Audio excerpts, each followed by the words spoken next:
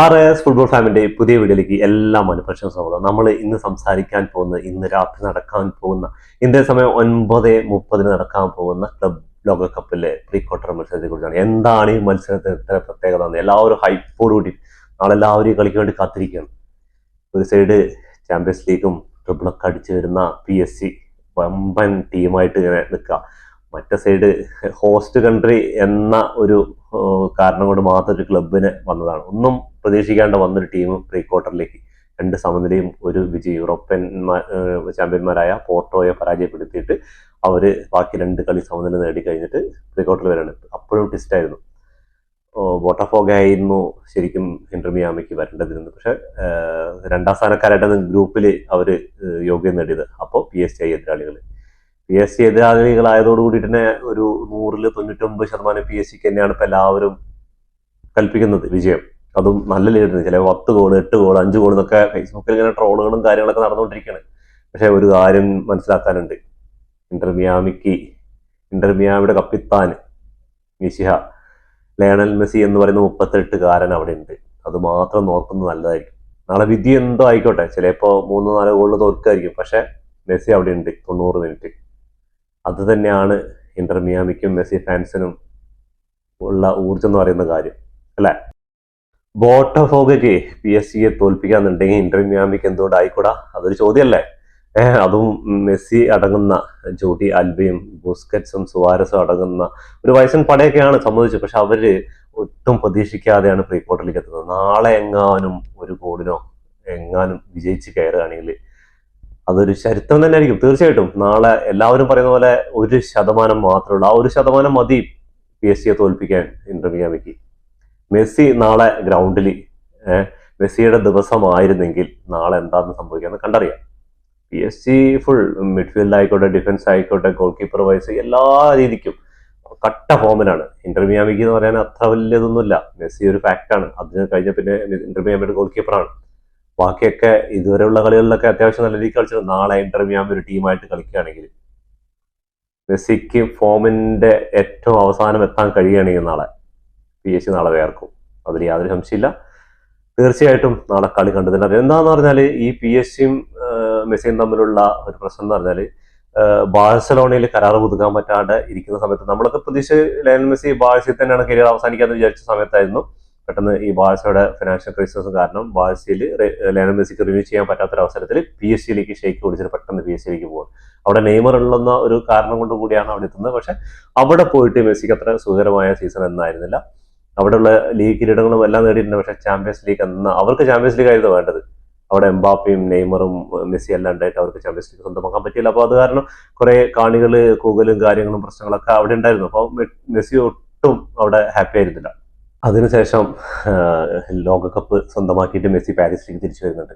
അപ്പോൾ അത്ര വലിയ സ്വീകരണം ഒന്നായിരുന്നു. കാരണം എന്ന് പറഞ്ഞാൽ ഫ്രാൻസിനെ പരാജയപ്പെടുത്തിയിട്ടാണ് അവര് അർജന്റീന ലോകകപ്പ് ജേതാക്കളാവുന്നത്. അന്ന് മുതൽ മെസ്സി അതിന് മുമ്പ് 2018 ലോകകപ്പിലും ഇതേപോലെ ഫ്രാൻസിനോട് പരാജയപ്പെട്ടാണ് അർജന്റീന പുറത്താവുന്നത്. അപ്പോൾ എന്താ കാരണം എന്ന് പറഞ്ഞാൽ അന്ന് മുതലുള്ള ഒരു വൈരാഗ്യമാണ് മെസ്സിയോടുള്ള. അവിടുത്തെ ഇപ്പൊ PSG കളിക്കേണ്ടത് ഒക്കെ ശരിയായിരിക്കാം. പക്ഷേ എന്നിരുന്നാലും അവർക്ക് അവരുടെ ലോകകപ്പ് തട്ടിയെടുത്ത മെസ്സിയാണ്. അപ്പൊ ആ ഒരു ദേഷ്യം കാര്യങ്ങളുടെ PSG-ന്റെ ക്ലബിനായി കളിക്കട്ടെ. പക്ഷെ PSG-ക്ക് ചാമ്പ്യൻസ് ലീഗ് സ്വന്തമാക്കില്ല. അപ്പൊ അന്ന് മുതലുള്ള ഇതാണ്. അപ്പൊ മെസ്സിക്കും ഇതൊന്നും മറക്കാനും പൊറുക്കാനൊന്നും തയ്യാറായിട്ടില്ല. പക്ഷെ ഇന്റർ മിയാമിയെ പോലെ ഒരു ടീമാണ് PSG-യോട് മത്സരിക്കുന്നത്. അതൊറ്റ ഫാക്റ്റാണ്. പക്ഷെ മെസ്സിയുടെ ദിവസം നാളെ ആണെങ്കിൽ ഇതിനുള്ള മറുപടി എല്ലാം നാളെ കൊടുക്കും. അതിൽ യാതൊരു സംശയമില്ല.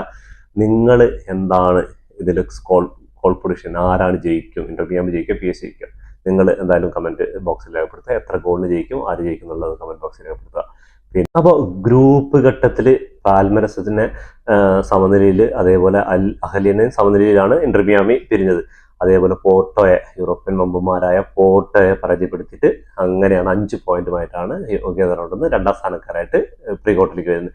PSG ആണെങ്കിൽ 2 മത്സരങ്ങൾ അത്ലറ്റിക്കോ മാഡ്രിഡിന്റെ കൂടെ വിജയിച്ചു, അതേപോലെ സൗണ്ടേഴ്സിന്റെ കൂടെയും വിജയിച്ചു. പക്ഷെ അവർ ബോട്ടഫോഗ എന്ന ക്ലബിനോട്, ബ്രസീലിയൻ ക്ലബിനോട് പരാജയപ്പെട്ടിട്ട് അവർ 1-0 പരാജയപ്പെട്ടത്. ആ കളിയിൽ പരമാവധി എല്ലാം ശ്രമിച്ച് കളിച്ചിട്ടും PSG-ക്ക് ആ തിരിച്ചൊരു സമനിലയോ വിജയിക്കാനോ കഴിഞ്ഞില്ല.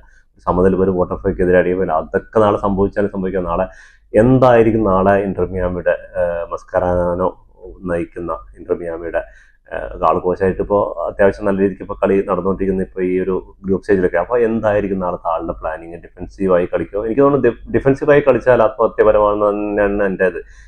അവസാന മത്സരം പാൽമരസ് ആയിട്ട് കളിച്ച കളി അല്ലെങ്കിൽ പോർട്ടായിട്ട് കളിച്ച കളിയൊക്കെ എടുക്കുകയാണെങ്കിൽ ഇന്റർ മിയാമിക്ക് പിടിച്ചെടുക്കാൻ പറ്റും. പക്ഷേ PSG അറ്റാക്കിങ് ഡെമ്പലെ കൂടെ തിരിച്ചു വന്നു കഴിഞ്ഞാൽ അവരുടെ അറിയാലോ. അപ്പോൾ അതിനെ എങ്ങനെ PSG ഡിഫൻസും ഗോൾ കീപ്പറും തടഞ്ഞു നിർത്താൻ പറ്റും? അതായിരിക്കും നാളത്തെ കളിയുടെ മെയിൻ എഫക്റ്റ് എന്ന് പറയുന്നത്. അപ്പോൾ എന്നാലും കാത്തിരുന്ന് കാണാം, മെസ്സി ഓർ PSG. ഇത് തന്നെയാണ് ഇന്റർ മിയാമി പറയാൻ പറ്റില്ല, മെസ്സി ഓർ PSG നാളെ ആരായിരിക്കും.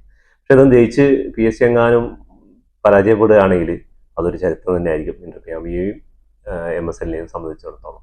കാരണം ചെറിയൊരു ക്ലബ്ബ് വന്നിട്ട് യൂറോപ്യൻ വമ്പന്മാരെ പരാജയപ്പെടുത്തിയിട്ട് ക്വാർട്ടറിലേക്ക് പോകാന്ന് പറഞ്ഞാൽ വലിയ കാര്യം തന്നെയാണ്. നാളത്തെ കളിയിൽ നമുക്ക് PSG സ്റ്റാർട്ടിങ്ങിൽ ഒന്ന് സാധ്യത ലെവലൊന്ന് പരിശോധിച്ച് കഴിഞ്ഞാൽ ഡോണോറൂം തന്നെ ആയിരിക്കും ഗോൾ കീപ്പറായിട്ട് ഉണ്ടാവുക. ഡിഫൻഡർമാരായിട്ട് മാർക്കിനസും പാച്ചും ഉണ്ടാവുക. അതേപോലെ വിങ്ങുകളിൽ ഹക്കീമിയും ന്യൂനോ മെൻഡിസും ഉണ്ടാവും. അതേപോലെ മിഡ്ഫീൽഡ് നോക്കുകയാണെങ്കിൽ വിറ്റിനിയും നവാസും അതേപോലെ ഫാബിയൻ റൂയിസ് ആയിരിക്കും ഉണ്ടാവുക. അറ്റാക്കിങ്ങിൽ റാമോസും ഡുവോയും അതേപോലെ കവറാസ്കിയും, ഇവർ 3 പേരായിരിക്കും ഉണ്ടാവുക. അപ്പോൾ എന്തായാലും ഇവരുടെ ഒരു മിഡ്ഫീൽഡ് അത് തന്നെയാണ് നാളത്തെ മത്സരം തകർക്കാൻ പോണത്. പിന്നെ കളിക്ക് വേറൊരു പ്രത്യേകതകളുണ്ട്. ന്യൂനോ മെൻഡിസും ഇന്നും ഫോമിൽ നിൽക്കുന്നത്. സാലയെ മറികടന്നു, സാക്കയെ മറികടന്നു, ലെമീൻ ലുമാനിനെ മറികടന്ന് സെമിഫൈനലിൽ, നാഷണൽസ് ലീഗിന്റെ സെമിഫൈനലിൽ മറികടന്നു. അതേപോലെ നാളെ മെസ്സിയാണ് വരാൻ പോകുന്നത്. കണ്ടറിയാം ന്യൂനോ മെൻഡിസിന് എന്ത് പറ്റുന്നത്.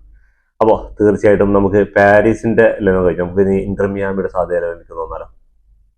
നമുക്ക് ഇന്റർ മിയാമിയുടെ സ്റ്റാർട്ടിങ്ങിൽ നിന്ന് പരിശോധിച്ചാൽ ഗോൾ കീപ്പറായിട്ട് ഉസ്താരി തന്നെ ആയിരിക്കും ഉണ്ടാവുക.